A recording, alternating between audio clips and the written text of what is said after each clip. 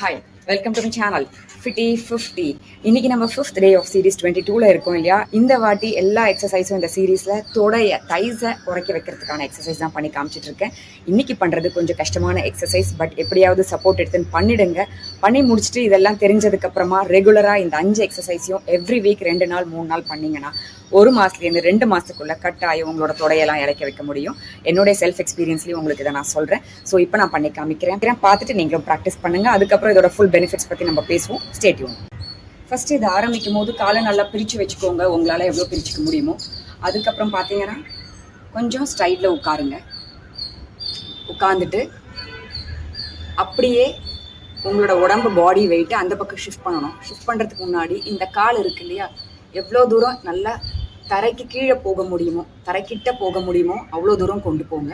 எனக்கு இவ்வளோதான் முடியும், நிறைய பேருக்கு இன்னும் ஃப்ளோர் கிட்ட போக முடியும். அது மாதிரி பார்த்துக்கோங்க. சப்போர்ட் எடுத்துக்கலாம், சப்போர்ட் இல்லாமல் பண்ணுறதுக்கு இல்லை.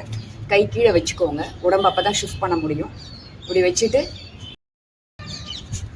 இப்போ இந்த பக்கம் பாடி ஷிஃப்ட் பண்ணி ஃப்ளோருக்கு எவ்வளோ தூரம் கீழே இந்த காலை கொண்டு போக முடியுமோ கொஞ்ச நேரம் அதே பொசிஷனில் இருக்கு. ஓகே, இப்போ உடம்பு ஷிஃப்ட் பண்ணி இப்படி கொண்டு வரும்.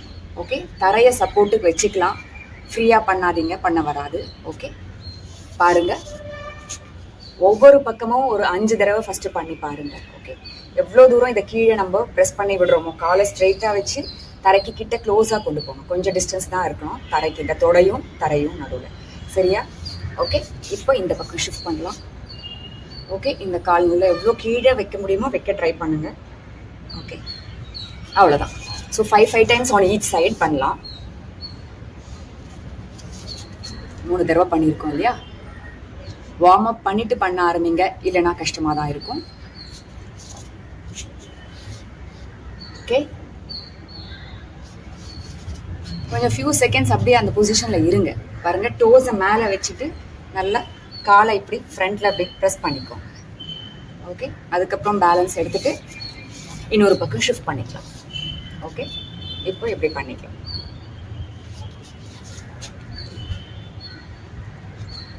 பண்ணி முடிச்சதுக்கு அப்புறமும் ஸ்ட்ரெச்சஸ் பண்ணிட்டு எழுந்துக்கணும்.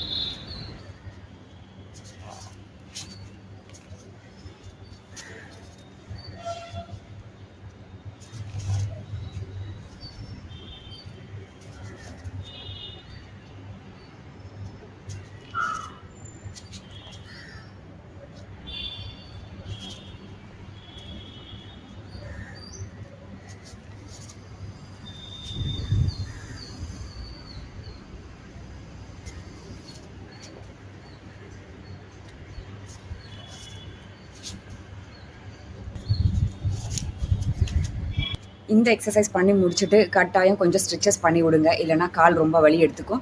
சிம்பிள் ஸ்ட்ரெச்சஸ் தான். காலை நல்லா மடித்து விட்டுக்கோங்க, எவ்வளோ நேரம் முடியுமோ அவ்வளோ. அதே மாதிரி இன்னொரு காலும் எவ்வளோ நேரம் முடியுமோ அவ்வளோ நேரம் மடித்து விடுங்க. அதுக்கப்புறம் ஃப்ரண்ட்லேயும் கொஞ்சம் மடித்து விடணும். ஓகே, ஸோ இந்த மாதிரி 5 தடவை ஸ்ட்ரெச்சஸ் பண்ணிக்கோங்க ஒவ்வொரு கால் பக்கமும். ஓகே,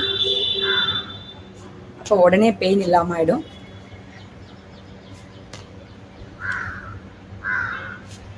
இப்போ இதோட பெனிஃபிட்ஸ் தெரிஞ்சுக்கலாமா? இதோட பெனிஃபிட்ஸ்லாம் என்னென்னு கேட்டிங்கன்னா, ஏற்கனவே நான் சொன்ன மாதிரி தொடையை தான் நம்ம கான்சென்ட்ரேட் பண்ணுறோம் இல்லையா.